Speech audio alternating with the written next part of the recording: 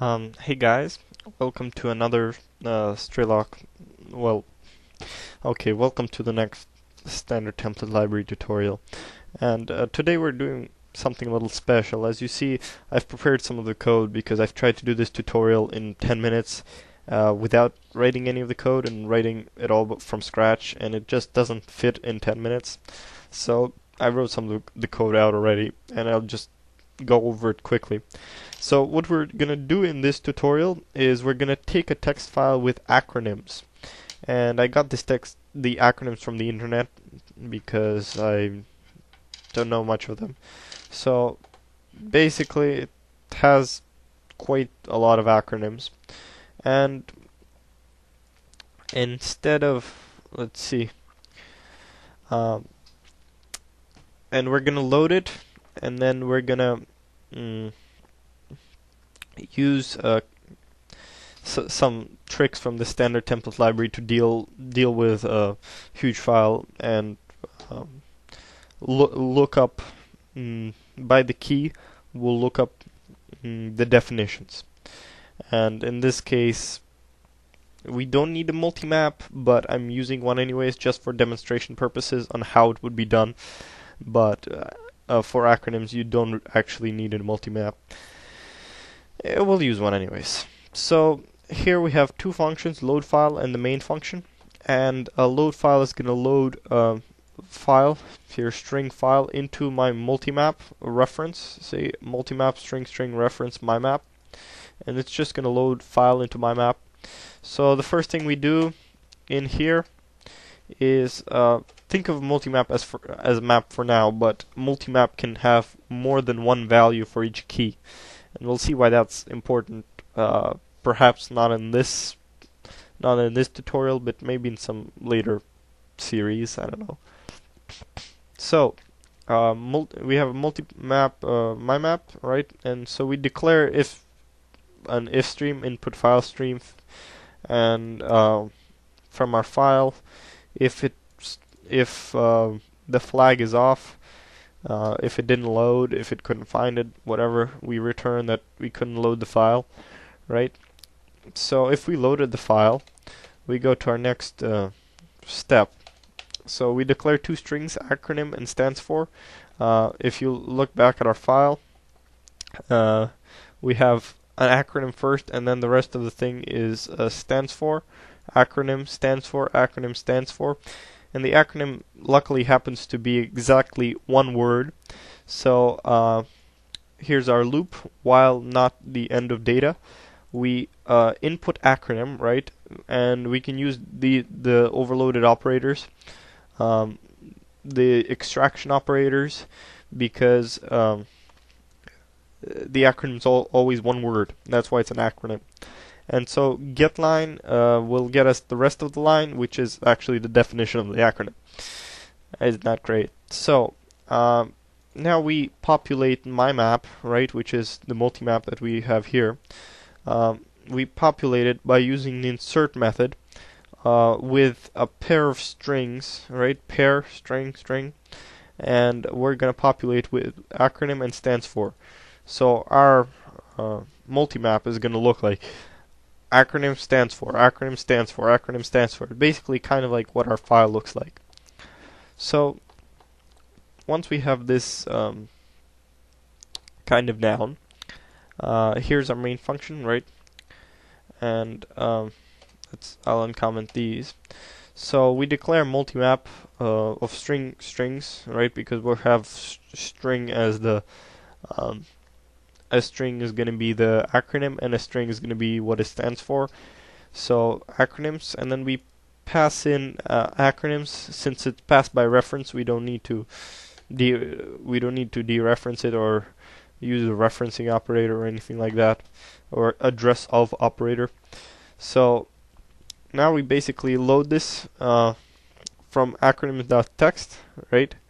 The second thing, that's called the file, right? If it doesn't load, we just return from our main function.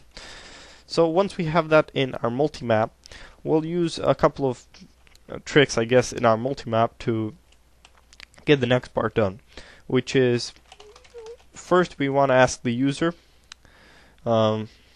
cout, please enter an acronym, right? And we want a string acronym, and we want a cnet acronym, because an acronym is one word, so we don't have to use getLine. That's convenient. And so let's skip, say, 2 lines, and now we can fool around with our multimap called acronyms. So what we need to do before doing anything with this is actually declare a pair of iterators, and I'll tell you why in a second. So multimap string iterator, and we'll copy this over because I'm so lazy that I don't want to do it again. So here's our pair, and it's going to be called PR. So we declared a pair of 2 iterators that are both multimap iterators, and PR is going to be that pair, so it's going to hold 2 iterators. And what we're doing this for is for a function called equal range.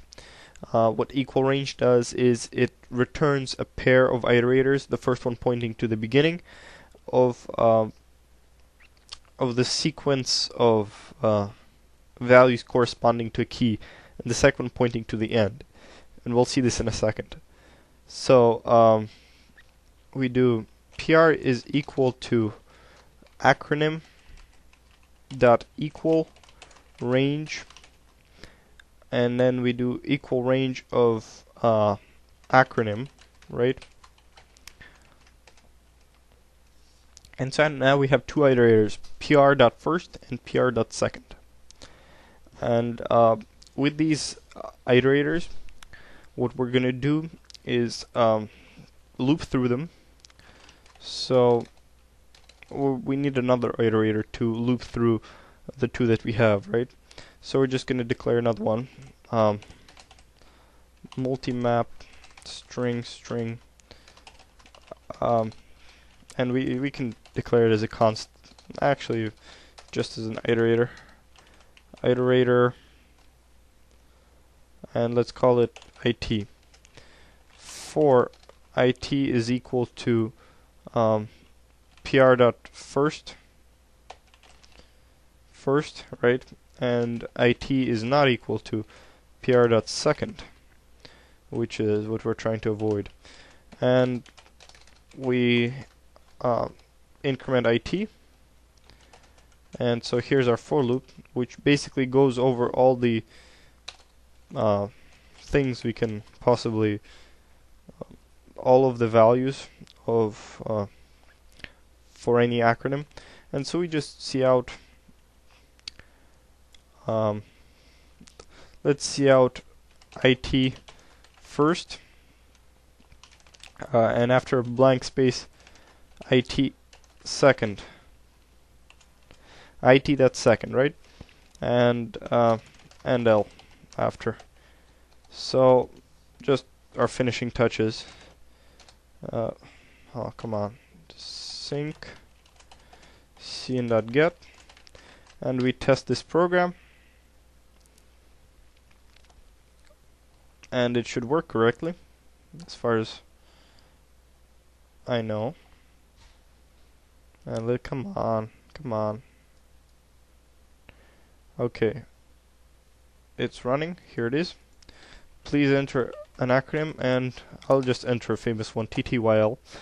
And here we go. TTYL, talk to you later, or type to you later.